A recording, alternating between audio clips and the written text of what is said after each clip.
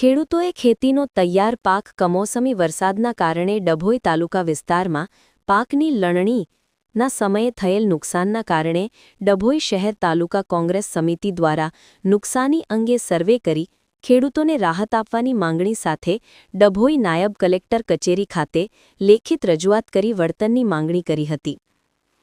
છેલ્લા 6 માસથી વરસાદ અવારનવાર ચાલુ રહ્યો છે, જેનાથી શરૂઆતથી જ ખેડૂતોને નુકસાની થઈ રહી છે।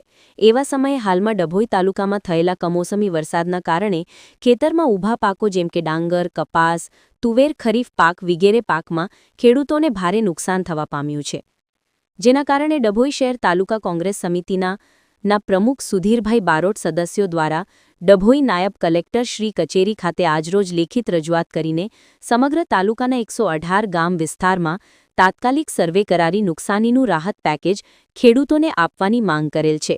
તેમજ જાણવા મુજબ સર્વેમાં 66 ગામોમાં સર્વે કરવામાં નહીં આવે તેમજ વળતર નહીં આપવામાં આવે તો ખેડૂતો દ્વારા આંદોલન કરવાની પણ આવેદનપત્રમાં ચીમકી આપવામાં આવી છે અને ખેડૂતોને ખાતર મળી રહે તેવી પણ વ્યવસ્થા કરવાની માંગ કરેલી છે।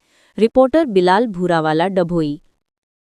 ડભોઈ તાલુકા અને કોંગ્રેસ સમિતિ દ્વારા શહેર સમિતિ દ્વારા અહીંયા ડેપ્યુટી કલેક્ટરને આવેદન આપવા માટે આવ્યા છે કે જે અત્યારે હાલમાં વરસી રહેલો કમોસમી અને વરસાદ અને અતિવૃષ્ટિના કારણે ડભોઈ તાલુકાના ખેડૂતો પાયમાલ થયા છે, માટે એમને યોગ્ય વળતર તદુપરાંત અહીંયા કોંગ્રેસ સમિતિ દ્વારા જે માંગણી કરવામાં આવી છે કે તમામ ખેડૂતોનું દેવું માફ થાય, જેમ યુપીએ સરકારે 2009માં કર્યું હતું 78,000નું અને ખેડૂતો પગભર બન્યા હતા, એવી અમે આ સરકારશ્રીને અપીલ કરીએ છીએ। हाल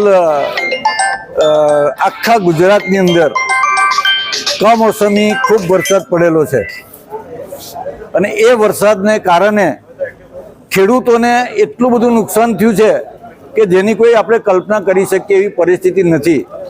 दरेक अधिकारी कदाच खेतर पर जता हशे तो एमने जाणवा मळतुं हशे के भाई नुकसान केटलुं बधुं थयुं छे।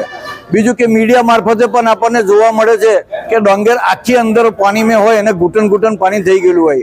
आखा डभोई तालुकानी अंदर तमाम प्रकारना पाक जेने कहीए के भाई कपास को, दिवेला को, सोयाबीन को, मकई को, आवे दवा तमाम प्रकारना पाक निष्फळ गया छे अने खेडूत जे कोई खेडूत पोताना खेतर पर जाय छे तो माथे हाथ मूकी अने रोवे छे।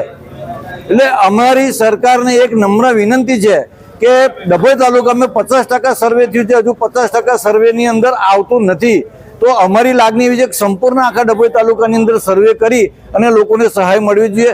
તદુપરાંત ભૂતકાળની અંદર કોંગ્રેસ સરકારે સંપૂર્ણ દેવું ખેડૂતોનું માફ કરેલું હતું। અમારી પોતાની લાગણી એવી છે કે નવું જે ધિરાણ કરવામાં આવેલું છે એ સંપૂર્ણ ધિરાણ ખેડૂતોનું માફ કરે એવી અમારી સરકાર પાસે માગણી છે।